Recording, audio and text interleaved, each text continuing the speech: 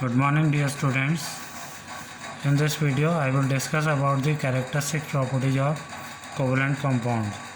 So the first characteristic property of covalent compound is that covalent compound consists of molecules. ठीक है, the covalent compound they do not have ions, they consist only molecules. For an example, hydrogen, oxygen, nitrogen, etc. They all consist H2, O2 and N2 molecules respectively. They do not consist ions. The second property, the covalent compounds are usually liquids and gases. ठीक है, at the normal room temperature the covalent compounds are generally gases and liquids. Only some of these are solids. For an example, methane CH4, oxygen O2, nitrogen N2, they are gases, while carbon tetrachloride CCl4, ethyl alcohol C2H5OH, ether C2H5O, C2H5 and bromine Br2, they are liquid. CH4, O2 and N2 they are gases. ठीक है, but there are some solid covalent compound are also. They are glucose है, sugar, urea, iodine, they all are solid covalent compound, but generally most of the covalent compounds are liquid or gases. ठीक है, the covalent compound are mostly liquid and gases. The reason is that they have a very weak force of attraction between their molecules. ठीक, the third property of covalent compound is they have generally low melting and low boiling points. ठीक है, because the forces of attraction between their molecules are very weaker. ठीक है, so due to the weak force of attraction between the molecules, the molecules are held together very weakly and only a small amount of energy is needed to break these weak molecular force. Therefore, the covalent compound can be easily changed to liquid and gases. Thus, their melting and boiling points are quite low. ठीक है, attraction force molecules के बीच में बहुत week होता है. ठीक है, जिससे वजह से बहुत स्मॉल अमाउंट ऑफ एनर्जी में ये फोर्स ऑफ अट्रैक्शन जो है वो ब्रेक हो जाता है. That is why their melting and boiling points both are low. The fourth property of covalent compound is the covalent compounds are generally insoluble in water but soluble in non polar solvent. ठीक है, non polar solvent like ether, benzene and carbon tetrachloride CCl4, they are non-polar solvent. So these non-polar solvents में हम covalent compounds को easily soluble या dissolve कर सकते हैं, but the covalent compounds are generally insoluble in water. ठीक है, and the last property of covalent compound is covalent compounds do not conduct electricity. ठीक है, generally the covalent compounds are poor conductor of electricity because they contain neither ions or nor free electrons. ठीक है, which are necessary for the conduction of electricity. so free electron भी नहीं होते हैं, ions भी नहीं होते हैं, so इसीलिए they do not conduct electricity. ठीक, so these are some characteristic properties of covalent compounds. So on the basis of the properties of covalent compound and ionic compound which you have studied in the in lesson 3rd, you can write the differences between ionic and covalent compounds.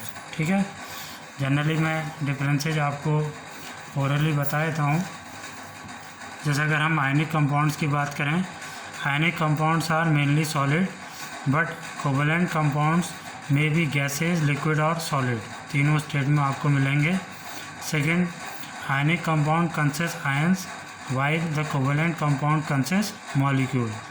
Third, ionic compounds have high melting and high boiling point while The covalent compound generally low melting and low boiling points. Fourth, the ionic compound conduct electricity in molten state or in the solution form, but the covalent compound generally do not conduct electricity.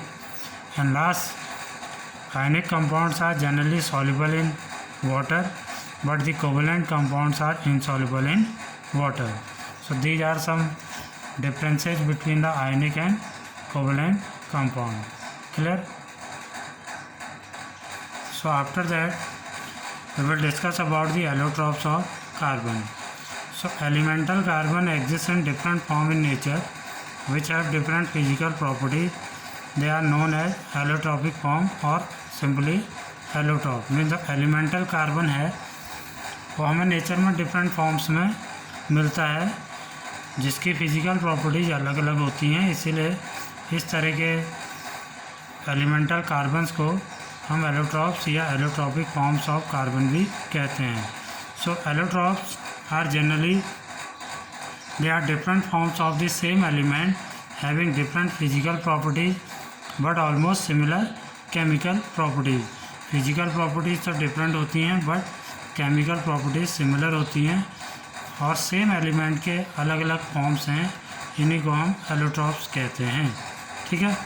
सो अगर carbon की हम बात करें, so the carbon have two common allotropic form. They are diamond and the second is graphite. ठीक है. They differ in manner in which the carbon atoms are bonded to one another and have different physical properties. Diamond और graphite actually they are allotropes of carbon, but इनमें carbon atoms का जो arrangement है वो different होता है. That is why their structure and their physical properties are quite different, but the chemical properties of diamond and graphite almost similar. ये ध्यान रखिएगा. तो सबसे पहले हम बात करेंगे डायमंड्स की. एक्चुअली अगर हम डायमंड्स की बात करें, in diamonds each carbon atom is bounded to 4 other carbon atom forming a rigid 3D या 3 dimensional structure. You can see the structure of the diamond. This is the structure of diamond. You can see this. Suppose this is a carbon atom, and this carbon atom is bounded with 4 other carbon atom. 1, 2, 3, and 4. ठीक है. Similarly, this is another carbon atom. It also bounded with the 4 other carbon atom. 1, 2, 3, and 4. ठीक है. So in this way it will form a 3D structure, 3 dimensional structure. ठीक है. rigid 3D structure. So therefore diamond is extremely hard crystal with very high melting and boiling point. इसका जो melting point होता है that is about 3843 Kelvin. ठीक है. that is very high and its density is also high. तो इसका structure जो है क्रिस्टलाइन हो जाता है और नेचर जो है वो हार्ड और रिजिड हो जाता है. और सिमिलरली अगर हम बात करें ग्रेफाइट की, graphite is the another allotrope of carbon. In graphite each carbon atom is bounded to 3 other carbon atoms. Diamonds में एक carbon atom 4 other carbon atoms के साथ बाउंडेड होता है, ये ध्यान रखिएगा. But in graphite each carbon atom is bounded with the 3 other carbon atom. तो this will form a hexagonal rings in the graphite. इसकी वजह से क्या होता है, डायमंड ग्रेफाइट में एक हेक्सागोनल रिंग्स बन जाती हैं. You can see this is the structure of graphite. ठीक है. Graphite structure is form by these hexagonal rings in the form of layers. These layers are packed या placed one above the other. तो इस तरह से hexagonal rings बनती हैं and these hexagonal rings forms a layer. ठीक है. Different layers बनती हैं. This is the first layer and this is the second layer of graphite and these layers are placed one above the other. ठीक है. These layers are held together by a weak van der Waals force. इनके बीच में एक weak van der Waals of force होता है. This is the force, van der Waal force है ये. These are the 2 layers of graphite. So this van der Waal force is very weak, ठीक है। So because of the weak force between the layers, one layer ये force weak होता है, so due to which the one layer is can slide over the another layer, एक layer दूसरी layer के ऊपर easily slide कर सकती है। Therefore the graphite has a slippery nature, इसलिए ग्रेफाइट का जो नेचर है वो स्लिपरी होता है। And that is why the graphite is also use as a lubricant, lubricant के लिए भी हम ग्रेफाइट का यूज करते हैं। One more thing, graphite is also good conductor of electricity, ठीक है। हाँ वेवर यहाँ पर नोट करने की बात है कि डायमंड और ग्रेफाइट दोनों में कार्बन होता है, कार्बन के अलावा कुछ नहीं होता है, but diamond is a very poor conductor of electricity and the graphite is a very good conductor of electricity, ठीक है। so because of the different structure, diamond and graphite has different physical property but their chemical properties are same, ठीक है। क्योंकि carbon atoms के arrangement की वजह से structure different हो जाते हैं तो फिजिकल प्रॉपर्टीज़ भी डिफरेंट हो जाती हैं, but the chemical properties are remain same in diamond and graphite, clear?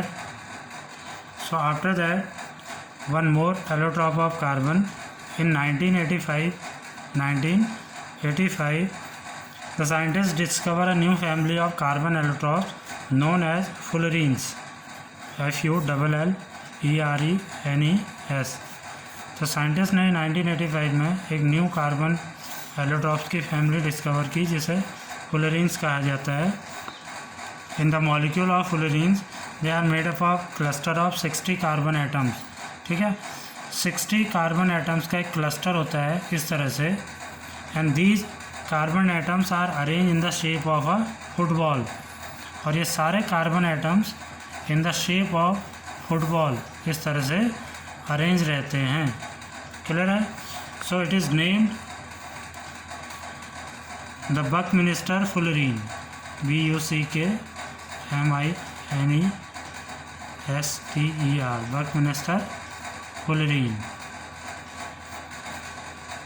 इसका नेम है because it was named after the name of American architect Robert Buckminster Fuller, so who design the geodesic domes which is exactly resemble with the carbon 60, C60 जिसे हम कहते हैं। C60 का मतलब है it contain 60 atom of carbon which are arrange in the shape of a football, ठीक है। So this is the one more allotrope of carbon, clear है। So after that we will discuss the next topic of this lesson, that is the versatile nature of carbon, और you can say unique nature of carbon, ठीक है। The number of organic compounds या you can से carbon compounds is very large, about 3 millions. Carbon के जो compounds बनते हैं they are generally about 3 millions of compound, means carbon forms 3 millions of compound. Actually these compounds are generally more than all the inorganic compounds in which all the elements of the periodic table participate। Means periodic table में जितने भी element हैं वो सब मिला के जितने भी इनऑर्गेनिक कंपाउंड बनाते हैं उनसे कहीं ज़्यादा only a single carbon can forms compound, ठीक है। So carbon forms huge number of compounds in the nature, so the existence of such a large number of organic compound या carbon compound is due to the unique properties of carbon. Carbon की कुछ unique properties होती हैं and due to these unique properties the carbon forms millions of compound. So the first property is that tendency to form carbon carbon bond, this is also known as catenation, ठीक है। Carbon has unique properties to form bond with the other carbon atoms, ठीक है। The property of forming bond with the atoms of the same element is known as catenation. तो अगर कोई भी atom जो है सेम एलिमेंट्स के atom के साथ बॉन्डिंग करता है तो this property is known as catenation. So the property of forming bond with atom of the same element is known as catenation. Catenation means होता है सेल्फ लिंकेज प्रॉपर्टी. ठीक है, इसे हम सेल्फ लिंकेज प्रॉपर्टीज भी कहते हैं. कार्बन में it has maximum tendency for catenation. Periodic table में जितने भी एलिमेंट्स हैं उनमें कार्बन में सबसे ज़्यादा कैटेनेशन की प्रॉपर्टीज होती है. It has a maximum tendency to form for the catenation. It means carbon carbon bonding की कैपेसिटी सबसे ज़्यादा होती है. This is because of the strong carbon carbon bonds as compare to the other atoms. क्योंकि carbon carbon bond बड़े strong होते हैं as compare to the other atoms. So when the carbon atoms combine with one another they form different types of chains. तो carbon carbon जब bonding होती है ये combine होते हैं बाय कोवेलेंट बॉन्ड्स. सो अलग अलग डिफरेंट टाइप की चेन बनाते हैं. The first type of chain is straight chain बनेगी. ठीक है. The second is branched chain बनेगी. और यू कैन से थर्ड जो बनती है दैट इज क्लोज्ड चेन्स. ठीक है. और you can say that this is also known as ring chains. So carbon catenation करके या कार्बन कार्बन बॉन्डिंग से 3 तरह की चेन्स बनती हैं. एक straight chain, second is branch and third is close chain और रिंग चेन. ठीक है. फॉर एन एग्जांपल अगर हम देखें स्ट्रेट चेन कैसे बनेगी. This is one carbon atom when it form bond with the other carbon atom, or for an example 4 carbon atom forms bond with each other in this way. So in this structure the carbon carbon form a straight chain. एक straight chain बनता है carbon carbon के बीच में. ठीक है. तो यहाँ पर ये एक straight chain हो जाती है. Similarly अगर branch chain बन रही है तो एक branch बनेगी like this. This is a branch chain of carbon. This is branch. ये आपकी ब्रांच हो गई है इस कार्बन चेन पे, ये ब्रांच हो गई है. So the such type of chain is known as branch chain. Similarly the carbon can also form ring structure. For an example carbon carbon bonding से रिंग चेन या रिंग स्ट्रक्चर भी या closed chain भी develop हो सकती है like this. ठीक है. तो कार्बन कार्बन बॉन्डिंग हो रही है. Carbon have maximum tendency for the catenation but the carbon can form different types of chain. Straight chain, branch chain और रिंग चेन्स और यू कैन से क्लोज चेन. ठीक है. Now one more thing. First तो आप समझ में आ रहा होगा स्ट्रेट चेन है. In the second structure you can say 3 carbon atoms are in a straight chain. ये 3 कार्बन एटम स्ट्रेट चेन में हैं but the 4th carbon atom is in the form of branch at the second carbon atom. Second carbon atom पे यहाँ पर एक branch लगी है carbon की. ना वन मोर थिंग यहाँ पर नोट करने की है that we can not make branching at the terminal carbon atom. हम टर्मिनल ये है first, this is one and this one, they are terminal carbon. इन पर हम ब्रांच नहीं बना सकते हैं क्योंकि अगर यहाँ पर आप ब्रांच बनाते हैं तो वो स्ट्रेट चेन ही कंसिडर किया जाएगा. तो ब्रांच हमेशा मिडिल कार्बन एटम्स पे ही यूज होगा. ठीक है. And this is simple. In this the 6 carbon atoms are arrange in the form of rings. Hexagonal rings में ये अरेंज हैं. ठीक है. ना वन मोर थिंग यहाँ पर जो नोट करने की है that no other element exhibit the catenation property to the extent observe in the carbon compound. Carbon compounds में जिस तरह से कैटेनेशन होता है इस तरह का कैटेनेशन किसी और एलिमेंट में या एटम्स में नहीं होता है. हाउएवर सिलिकॉन जो कि सेम ग्रुप में होता है कार्बन के साथ. So silicon which belong to the same group at that of carbon. It can also form silicon chain, but up to only 7 to 8 atoms of silicon bonding भी हो सकती है, लेकिन silicon bonding only up to 7 और 8 atoms तक ही हो सकती है, ठीक है, not more than 7 to 8 atom, but the carbon can form more than 7 और 8 एटम्स स्ट्रेट चेन, ठीक है।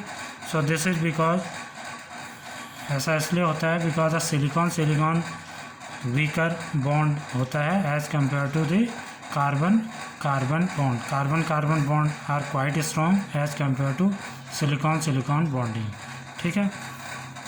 And the second property of carbon is that tetravalency of carbon. Tetra means होता है 4, ठीक है। Carbon have atomic number 6, we know that, and its electronic configuration is 2 and 4. It means it has 4 valence electron in its L shell, ठीक है। Therefore its valency क्या होगी, 4 होगी, ठीक है। Thus carbon forms 4 covalent bond in its compound. तो carbon एक single carbon atom 4 covalent bond बना सकता है with the other monovalent atoms such as hydrogen. Monovalent means होता है ऐसे एटम जिनकी वैलेंसी 1 होती है, तो उनके साथ कार्बन जो है वो आपका 4 सिंगल कोवलेंट बॉन्ड बना सकता है, या यू कैन से कार्बन जो है 4 अदर कार्बन एटम के साथ भी बॉन्डिंग कर सकता है। मीन्स एक single carbon atom can form 4 single covalent bond with the 4 carbon atom और with the 4 other monovalent atoms such as hydrogen, like this, ठीक है। So this is the structure of methane में आपको पहले ही बता चुके हैं हम, these are the 4 atoms electrons of carbon, ठीक है, and it require 4 more electron to complete its octave. सो ये क्या करेगा, it will share its 4 electron with the 4 atoms of hydrogen, like this, and similarly each hydrogen atom share its 4 electron with the 1 carbon atom, like this, ठीक है। So in this way a single carbon atom, you can see this is a single carbon atom, it can form 4 single covalent bond with the 4 atoms of hydrogen, clear? So similarly the carbon can also form 4 single covalent bond with the halogens like chlorine, fluorine, iodine and bromine also. These all are monovalent atoms. So a single carbon atom, it can form 4 single covalent bond with the 4 other monovalent atoms, ठीक है। So the compound formed with most of other elements are very strong, making these compounds expectationally stable. तो carbon जो compound बनाता है with the other carbon atom या with the other monovalent atoms के साथ, तो ये बड़े स्ट्रॉन्ग होते हैं, और इसका एक मेन रीज़न होता है that the bond by the carbon in its, जो बॉन्ड कार्बन बनाता है with the other monovalent atoms या with the other carbon atom, so due to the small size of carbon these bonds are very stable and strong. Carbon का जो size होता है बड़ा small होता है, जिसकी वजह से स्ट्रॉन्ग एंड स्टेबल बॉन्ड का फॉर्मेशन होता है between carbon and the other atoms of other element और between carbon and the other carbon atoms, ठीक है। So as a result the nucleus of carbon can hold the shared pair of electron strongly. तो carbon का जो nucleus होता है वो shared electron pair को स्ट्रांगली होल्ड करता है, इसीलिए कंपाउंड जो है बहुत ज़्यादा स्टेबल और स्ट्रॉन्ग हो जाते हैं, ठीक है। And the third and last property of the carbon which make it versatile और unique, that is the tendency to form multiple bonds. So due to the small size carbon can easily form double और triple covalent bond. Carbon single covalent bond तो बनाता ही है, but it can form double or triple covalent bonds by sharing more than one electron pair.